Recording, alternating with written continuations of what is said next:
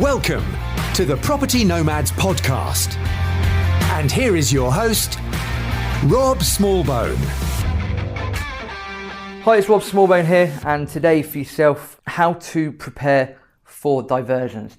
Now, this all stemmed about from some recent travels that I was doing in the north of England, going out and about, visiting new places, exploring new structures, new pieces of architecture, new cathedrals, etc. Really fun time, really good 3 days away. The third day, so on the way back, I started off at Point A, which was a town called Carlisle in the northwest of England. And the destination that day was Hull, which is in the east of England.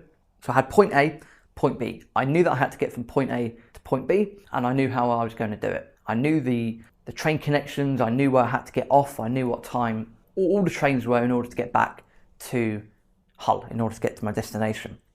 However, the second journey in, there unfortunately was a member of the public that overdosed on the train.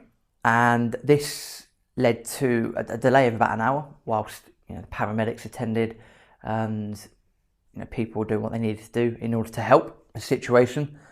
And that put paid to the plans, because that 1 hour delay meant that the first connection was missed, and then that ripple effect meant that all the other connections were missed. So therefore I had to find a different way to get to Hull. Not a big deal, because that's when the adaptability kicks in. But it did make me think of two things I thought would be beneficial, no matter whether you're travelling, or you're in your property business or you're running any other business, that challenges and obstacles will happen. They will occur. So it made me think of two things that I thought it would be good to share with yourself. Number one, even the best made plans can have alterations. There will be unplanned things that happen. There will be obstacles that get in the way. There will be challenges that occur. Be prepared for them. We don't necessarily know what they're going to be, but be prepared for them nonetheless. Number two, we all have to be adaptable if we're to get from A to B. It's possible that, imagine, you've probably seen it before, where you've got literally 2 points on a piece of paper and you've got a straight line. Okay, that's how simple things should be. But in reality, it's not quite like that. That line goes up, down, left, right, everywhere until it gets to its destination. So we have to be adaptable if we're going to make it from A to B. Our journeys may divert and there will be bumps in the road. The important thing is to remember to keep focused on the end goal. So we've spoken about previously on this podcast about why having your why is such a big thing. Because in times like this, when you get your challenges, this is when that mental aspect, having that power, having that reason why, knowing why you're doing something, will see you through. It will get you to where you need to go. And just to point out, by the way, for those that are thinking, well, that guy overdosed on the train, how is he?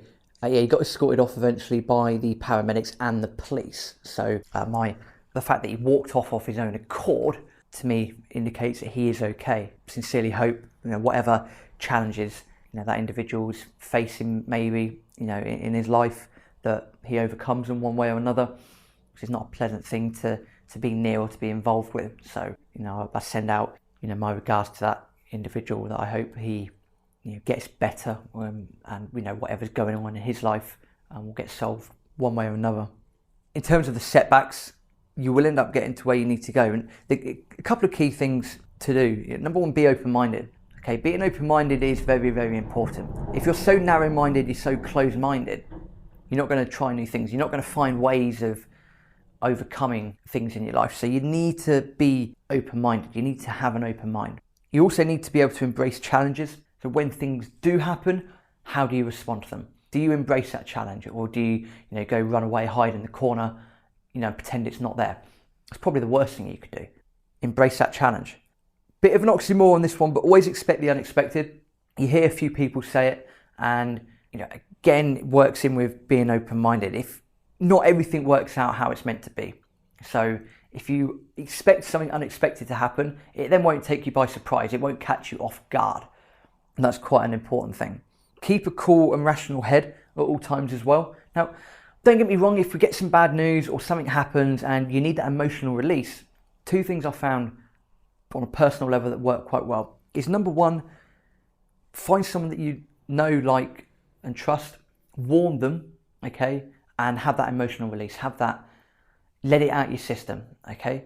Or secondly, and even better, put yourself into a room and have that emotional reaction on your own. Because once that's out of your system, you can then get back to the rational way of thinking. So if you need that emotional release, have it with the right person. Don't alienate people, or even better, have it with yourself.